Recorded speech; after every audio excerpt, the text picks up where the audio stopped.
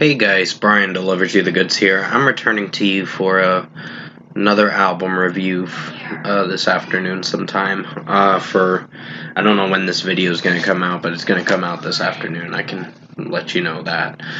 This is for Taking Back Sunday's newest album, 152, that I got a chance to check out for their, I believe this is their 8th or ninth studio album.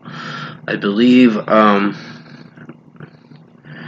let me see, their 4th album was in 2009, so basically I think this is their 8th album, if I'm trying to be accurate.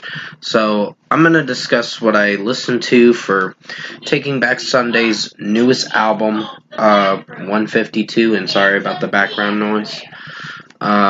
My sister's upset with my nephew, so pretty much that's what's going on. Sorry about the background noise. So I'm going to discuss what I listened to and let you know my thoughts on it. So let's dive into this album review. Now it starts with Amphetamine Smiles, and that's an average song. I don't know, Adam's vocals, in my opinion, I don't know, there were some cringe moments through majority of his vocals, and I'm very sorry about the background noise for a little bit ago. It's just he's being potty trained mostly, so yeah. Amphetamine Smiles is an average song. Don't really like the start of it. The first half is kind of weak, and then it gets a little better to the point where it's an average track, so 3.5 out of 5. So Old is a okay track. I just don't really care for this song that much because the basic vocalist Adam, and I don't know, his vocals didn't sound that great in this track, and this is the problem with the first few songs. The first few songs are pretty cringy and iffy, so I'd give this a 3 out of 5. It's okay, it's just in the middle with me. The One is an okay track. I'm not sure if this was a single or not, but basically it's okay for what it is. Adam's vocals sound alright, but I just don't know if I'm connecting with this song too much, so 3 out of 5. It's an iffy track. It has its good moments and its weak moments. Keep Going, it sounds a little bit better. It's a decent song. It's not anything great, but I think it's decent, so 4 out of 5 for this one. Adam's vocals sound a little better, but still have its cringy moments with how certain lyrics he's singing and how he's singing it, so yeah. I Am the Only One Who Knows You. Pretty much is a decent track too. I do like the drum work. I think from tracks 4 to 10 it gets a little better because the drum work, you can actually connect with the songs a little more in a better way. So 4 out of 5, it's decent. It's not anything great, but it's an improvement from the first 3 tracks that were almost miserable of a listen. So pretty much 4 out of 5. Quit Trying actually was a decent track too. I was hoping to like this one, but there were some cringe moments with Adam's vocals from time to time that kind of set me back from giving it a 4.5 out of 5, so I'm going to have to give it a 4 out of 5.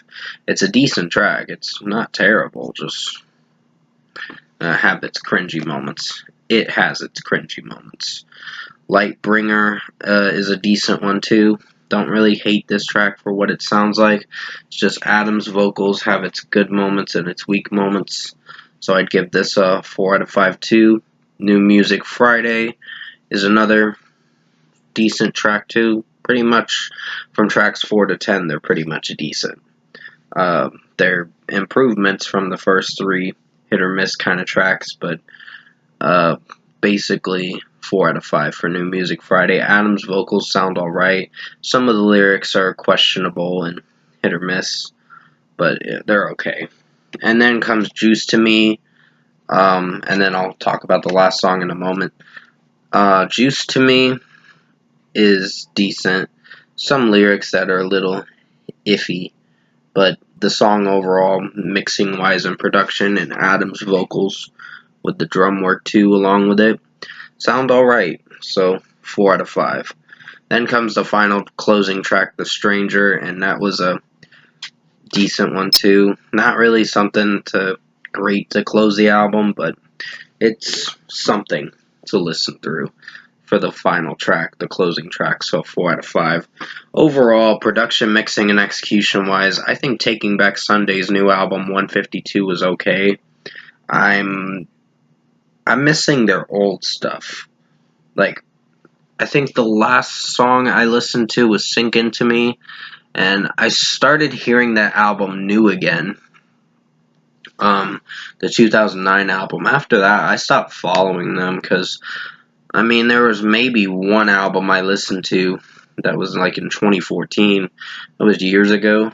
But after that, I just haven't followed them because of some of their albums, their later albums being hit or miss. So this is a okay album, but it's kind of hit or miss. So you have your cringy songs and you have your alright songs. So for a score for me, I'm giving Taking Back Sunday's newest album, 152, a 6.5 out of 10. Okay, listen, not really something I'd remember as the year goes on. It's kind of weak of a listen. Kind of. It's not the worst thing I've listened to, but it's slightly weak. So 6.5 out of 10 for Taking Back Sunday, 152 for their new album. Thank you guys for watching this album review this afternoon.